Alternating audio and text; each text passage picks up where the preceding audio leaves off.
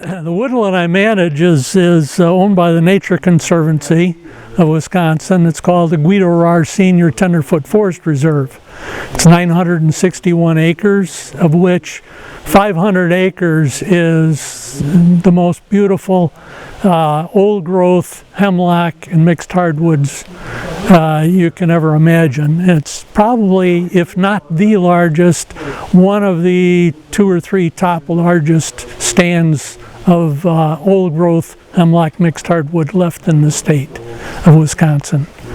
And it's a great place to practice Shinrin Yoku if you're into the Japanese art of forest bathing, just communing with the forest. I love old trees. I love big old trees. And historically, there's a lot of history there. The property was owned by the Rahr family since the early 1880s and kept in a very natural state. It was never significantly logged or impacted by man, so it's a prime example of what old growth used to look like in Wisconsin before European settlers came and messed it all up.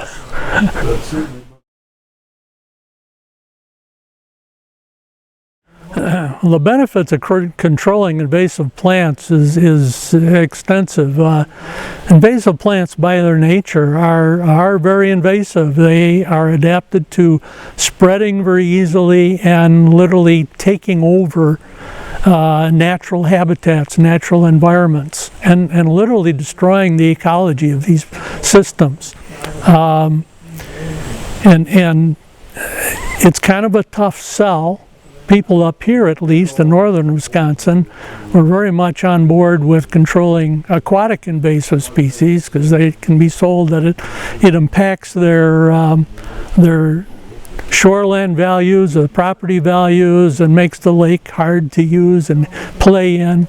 But talking to people who own woodlands and talking to them about terrestrial invasives, they look at them and they say, "Oh, they're just more plants. They're just part of the forest." Well, they're not. These invasives are changing the forest, in many cases even impacting the ability of forests to regenerate.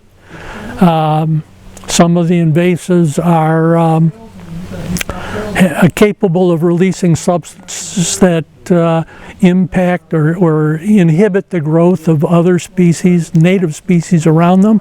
Garlic mustard, for example, can impact forest regeneration.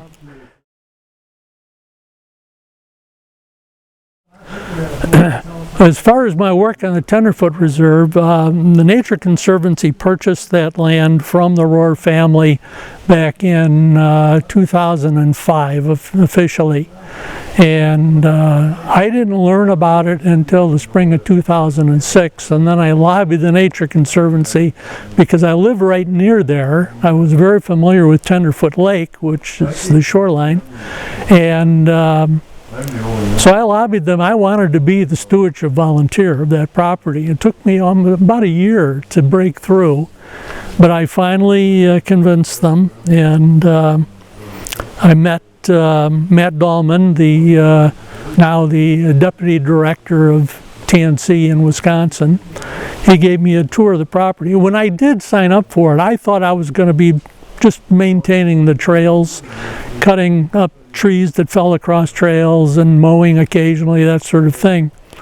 And during the tour he gave me one day, he said, "Oh, by the way, we've got a little bit of invasive problem over here with bush honeysuckle, and we'd like you to kind of see what you can do to take care of that." Well, it turned out after I inventoried the property that first summer I started working, I determined there was at least 150 acres of property on the reserve that was terribly impacted by old growth honeysuckle. Some of it we estimated at an age of 65 years, and big enough to require chainsaws to cut. And so I started in, and I knew I couldn't do it by myself, so I tried to organize work parties. Fortunately, we have a environmental-based school up in Land O'Lakes called the Conserve School that a lot of folks have heard about. And at the time, they were looking for projects for their kids. They had a one-day per semester, what they called an environmental community service workday for the kids. And all of the students had to be involved in some project. Well, they contacted me. I knew the director. I still know the director of the school. And they contacted me and asked me if I could do something with the kids on the Tenderfoot Reserve. And I said, great, I can use the labor. So they would send a busload or carloads of kids, maybe 15 kids or so. And I would try to arrange for adult professionals and other adults to accompany the kids so I could pair them one-on-one with a resource professional, and we'd go in and we'd spend the day killing honeysuckle. And I organized many work days like that, 1 or 2 a year over a period of probably about 10 years, and I'm very proud to say that over that time we've been able to kill back the honeysuckle and eliminate probably 98% of it on the reserve. And it was primarily in a portion of the reserve that had seen some logging and disturbance in the past, and stuff gets its start in those situations where there's disturbance. And but it was spreading into the old growth, and it was really getting to be out of hand. I think overall ended up to be probably over 200 acres of infestation, but 150 that had really significant old growth honeysuckle. And it was very negatively impacting the ecology there and even forest regeneration. I did what I could to manage the honeysuckle on the Tenderfoot Reserve, but I said, Matt, it's kind of like having a cabin in the woods with no screens in and trying to eradicate mosquitoes in the cabin. They just keep flying in. And the same thing with the terrestrial invasives. I knew that there was a lot of terrestrial invasives, honeysuckle in particular, on the surrounding lands. And so I kind of made it a mission of myself to try to contact those other landowners. There's a large gated or semi-gated community across the river from the Tenderfoot Reserve. Our reserve goes west up to the east branch of the Presque Isle River. And on the other side of that river is all private land, and they have tons of honeysuckle over there. So I knew that even though I eradicated it all from the Tenderfoot Reserve, if I didn't get cooperation from the people across the river, the birds would eat the berries, fly over to the reserve, poop out the seeds, and just continue to spread the honeysuckle. So fortunately, I had the opportunity to meet the president of their association, and I introduced myself and I said, hey, if you're interested, I would like to offer my services for free to come in and do a roadside survey of your property for terrestrial invasives. And he balked a little bit, and he said, well, how much is this going to cost us? I says, no, I'm going to do it for nothing. And I explained that I was the stewardship volunteer for the Tenderfoot Reserve across the river, and I was doing invasive control work there, and that I would like to introduce their people to the problem with invasives, see if we could get some cooperation, and I would be happy to help them deal with any issues that they have. So he introduced me to another board member, and she brought along her neighbor, and we did a roadside tour of, and they had something like 24 miles of roads in their property, covering, forget what it was, about 3,000 acres or so. And we spent a day just driving the roads, and I would mark in GPS all of the invasives they found. They had a lot of honeysuckle as well. And fortunately, the neighbor of the board member was just a firecracker, and she got on board on this issue. And the one key thing that I said in my presentation to their board after we did the survey was some information about recent research that dense stands of honeysuckle and Japanese barberry actually contribute to the increase of deer tick populations and the prevalence of Lyme disease. Bingo. There's a concern for human health and a relationship between invasives and human health, and so she really got on board, and she's just done a tremendous job organizing their landowners, and she's gotten a couple of DNR grants, and they've done a fantastic job getting theirs under control as well. And then in turn, she introduced me to somebody from another gated community to their north, and I did the same thing there. I gave them, I did a roadside tour with one of their members up there, and he's been doing the same thing up in Natural Lakes. So, voila. If you're working on your own property trying to eradicate invasive plants, you also have to get your neighbors on board, because the invasive plants don't recognize property lines or even political boundaries, state boundaries, or whatever. They go wherever they want to go, and if you can spend hours and hours or trying to eradicate it on your property, but if your neighbors aren't doing that, it's going to keep spreading into your property.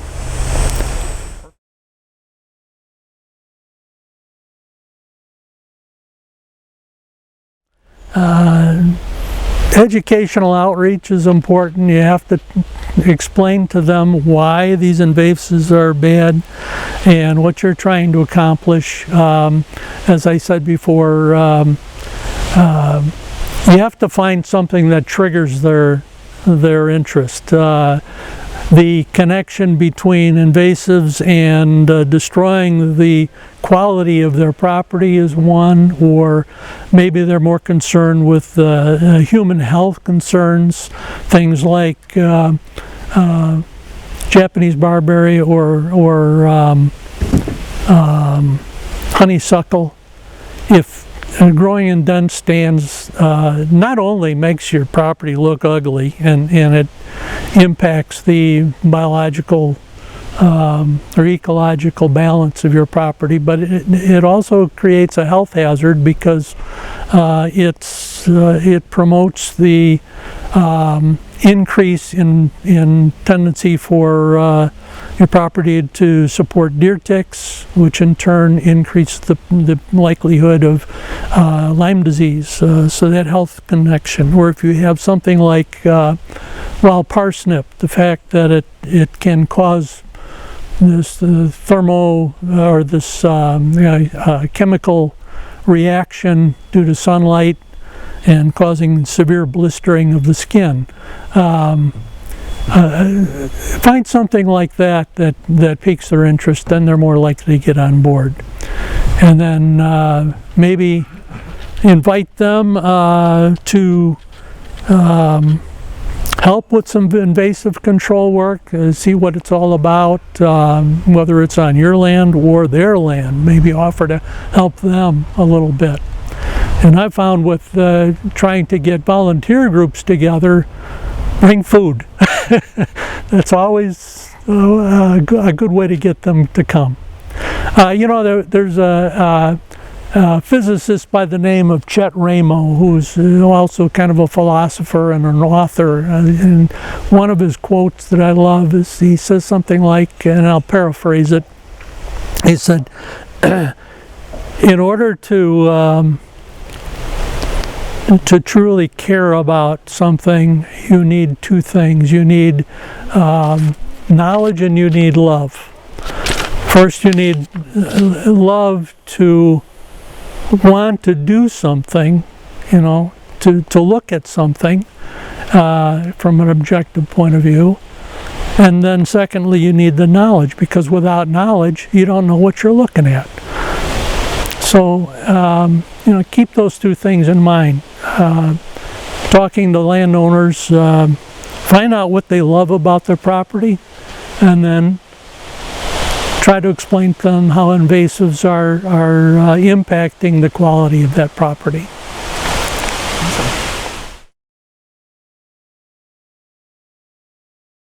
Okay, I am involved with the Wisconsin Headwaters Invasives Partnership, which is a local SISMA, or Cooperative Invasive Species Management Area. We cover 3 counties now, Vilas, Oneida, and Lincoln County.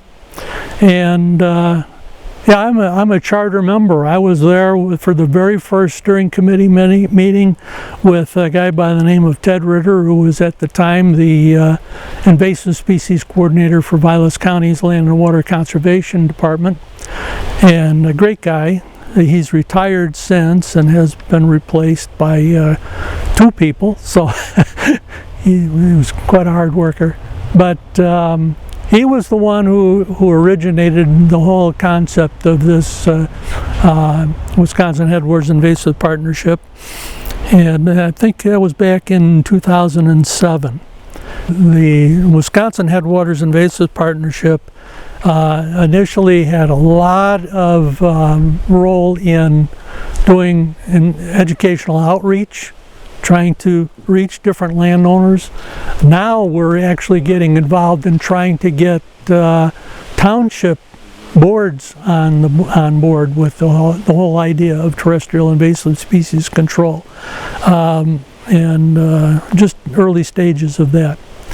But the reason I got involved with it initially was I was looking for some advice and help on the Tenderfoot Reserve, because as I said, that was when I first took on the role of stewardship volunteer for that property. And I knew I had a big job ahead with the honeysuckle. And initially I didn't get a whole lot of help because we were just floundering as a new SISMA, and we weren't too organized. But since then, I've also done some work with purple loosestrife control. I've discovered that there was some purple loosestrife on Tenderfoot Lake, right on the shoreline of the Tenderfoot Reserve. And I was just trying to deal with it on my own for several years. But finally, our WIP committee, the Wisconsin Headwaters Invasive Partnership, got some grants, and I got the aquatic invasive species person from the Vilas County to jump on board, and we've been raising beetles right on site in the marshes that are infested, and it's been very successful the last 3 or 4 years. We're finally getting the handle of it on it. I still go over there one day in August and strip flowers, and our coordinator for WIP goes over there and raises the beetles, and also goes over later in the fall and strips flowers. So we're getting a lot of help from WIP by doing that.